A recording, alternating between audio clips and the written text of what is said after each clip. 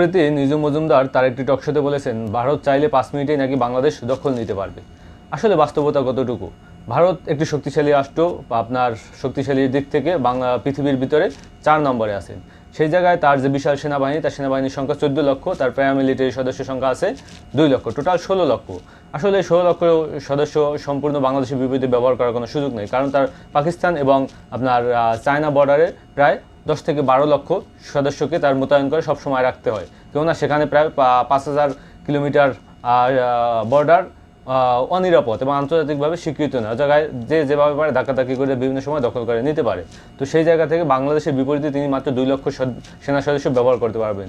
এই 2 লক্ষের বিপরীতে বাংলাদেশে প্রায় 1,67,000 সেনা সদস্য, প্রায় 7 লক্ষ মিলিটারি সদস্য আছে। তো সেই জায়গা থেকে প্রায় 9 লক্ষ লোক এই 2 লক্ষ সেনাবাহিনীর সাথে লড়াই করে খুব সহজেই টিকে যেতে পারবে এবং দীর্ঘ সময় যাবৎ যুদ্ধ করতে পারবে। তো অযৌক্তিক